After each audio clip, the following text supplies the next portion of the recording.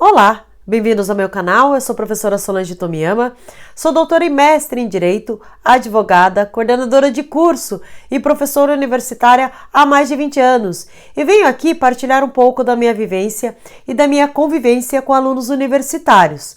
No vídeo de hoje eu vou contar uma história, a história da prova mais difícil que eu já fiz. O objetivo do vídeo é me solidarizar com os alunos que se submetem à prova, se preocupam, ficam angustiados, até com crises de ansiedade quando vão se submeter a uma aprovação, a uma avaliação, tentando assim humanizar um pouco a relação professor-aluno, porque só quando a gente conta um pouco das nossas dificuldades e das nossas trajetórias, o aluno começa a entender que todo mundo passa por isso, que todo mundo já passou por isso e que as pessoas entendem a sua preocupação e que por ter passado tudo isso, eu posso te garantir que existem estratégias e até mesmo formas de encarar que talvez possam funcionar ou não para vocês quando vocês se submeterem a uma prova, ok? E ao final, tentar trazer um pouco de acalento e até mesmo uma mensagem de esperança. Bom, e qual que é a prova mais difícil? Sem sombra de dúvidas, é o exame da OAB. O exame da OAB, para aqueles que não sabem, é uma prova que habilita aqueles que são bacharéis em direito, quer dizer, fizeram a faculdade de direito, habilitam ao exercício da advocacia. Só pode ser advogado, não aquele que se forma já imediatamente, mas logo após a aprovação nessa difícil prova. Atualmente, ela é submetida em 2 fases, então é uma prova objetiva, com questões objetivas, né, com testes, e a segunda fase com a peça e questões dissertativas. Então, para você ser aprovado, você tem que passar por essa prova. Na minha época, já era muito difícil, já tinha uma lenda que dizia que ninguém passava direto, que demoraria muito tempo, porque nem 10% dos formados conseguiam passar logo de primeira no exame da ordem. Então, essa lenda, ela percorre todos os corredores da faculdade. Todo mundo fala, ai, não vai conseguir passar. Então, já fica com aquele temor em relação à prova. E, de fato, é uma prova difícil e, para mim, em especial, era ainda mais difícil porque ela representava a resposta para aquela advogada que tinha me chamado de burra. Se você não viu, eu vou deixar aqui embaixo o link do vídeo que diz a advogada que me chamou de burra. E aí, então eu tinha essa agravante, eu tinha que passar no primeiro. Na minha época, eram então 100 questões, dividido em 10 matérias. Atualmente são 14 matérias, com uma projeção para ter a inclusão de mais 3 matérias. Então, agora o exame da ordem, ele vai ter 17 matérias que serão cobradas nessas questões, com a necessidade de no mínimo, ser aprovada ou acertar 46 questões. Então, eu já havia preocupação. E como é que eu fiz? Qual foi a minha história com a preparação do exame da ordem? Então, desde lá de trás, quando no primeiro ano da faculdade, no meu primeiro estágio, a advogada tinha profetizado que eu não passaria no exame da ordem, eu coloquei na minha cabeça, não, eu preciso me preparar. Então, eu me preparei nos 4 anos da faculdade, quer dizer, a partir do segundo ano eu estudei pensando e focando no exame da ordem. Então, na minha época não tinham livros com as provas anteriores. Eu tinha que ir na OAB pegar uma cópia da prova, essa prova de alguém que faltou. Então, eu simulava um dia para fazer aquelas questões. Não tinha site na época que tinham outras questões objetivas, eram aquelas.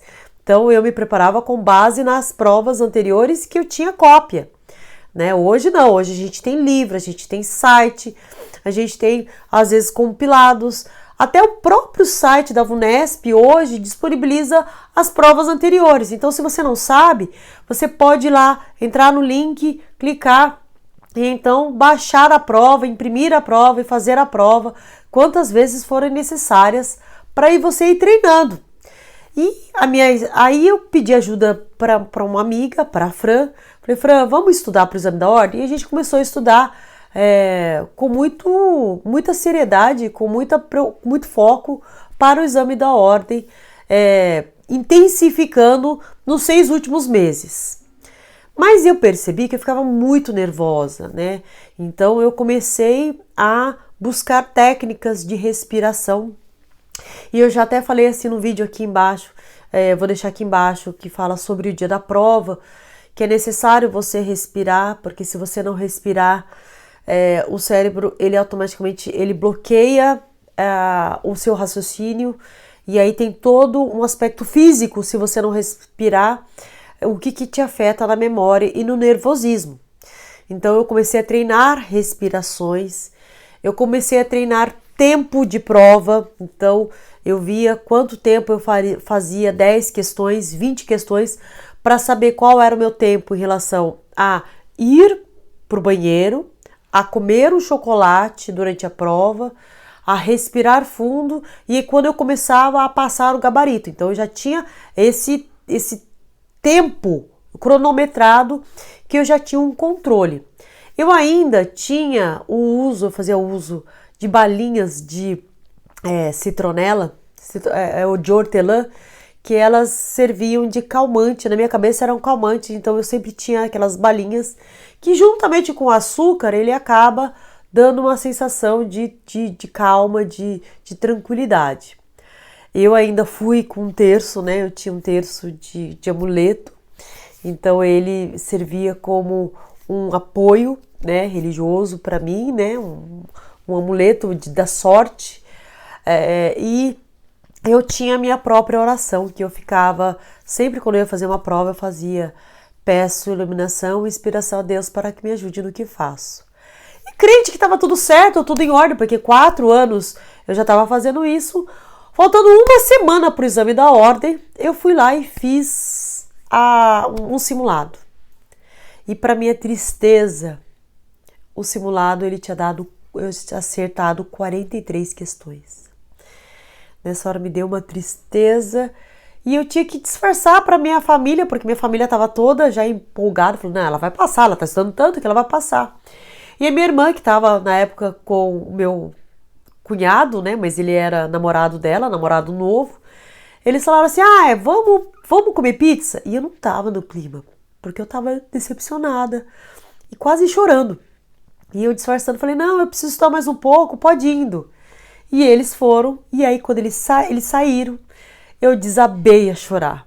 Mas eu chorava, me xingava de burra, lembrava da advogada e ficava triste. Quando então o meu cunhado volta porque disse que a minha irmã esqueceu a bolsa e ele veio buscar. E eu lá, com o olho todo inchado, né, desmanchada. Ele falou, o que aconteceu? Eu falei, eu não vou passar no exame da ordem, porque eu me fracassei, eu não consigo. E aí então eles voltaram, né, com a pizza para comer em casa, para comer comigo. Então não me deixaram fazer mais nada, não tocar em livros, cuidaram do meu psicológico, que fez total diferença. E no dia que de fato estava valendo, foi no dia da prova, eu fiz a prova muito calma, né, e fiz a prova acertando 80 questões de 100. E o que a gente conclui com tudo isso? Eu tô muito tocada com um trecho do filme do Rocky Balboa, que ele conversa com o filho dele e ele dá uma lição de vida. E aí eu gostaria de transcrever para vocês. O mundo não é um arco-íris, é um lugar sujo, é um lugar cruel, que você que não quer saber o quanto você é duro.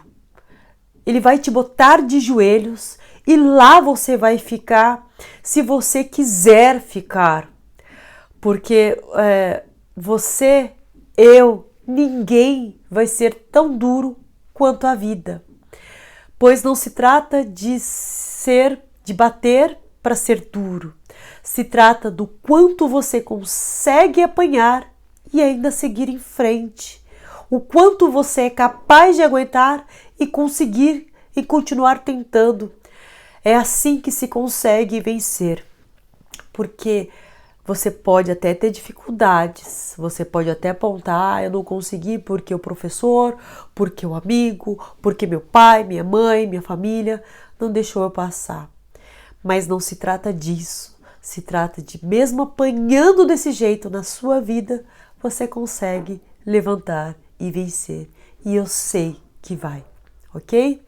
Bom, espero que você tenha gostado do vídeo. Se você gostou, compartilha com alguém que está em semana de prova, alguém que está tentando passar no exame da ordem e não consegue, e tem uma frustração muito grande. E como é que ele encara tudo isso? Me conta aqui embaixo como é que você encara uma prova que não foi tão bem e que na próxima eu tenho certeza que vai melhor. Tá bom? E se inscreva no canal, porque assim eu sei que você gosta dos vídeos que eu faço com muito carinho daqui, contando particularidades minhas para você daí, que talvez eu consiga contribuir bem que for um pouquinho para a sua vida pessoal e profissional, tá bom? Um grande beijo, te vejo no próximo vídeo. Tchau, tchau!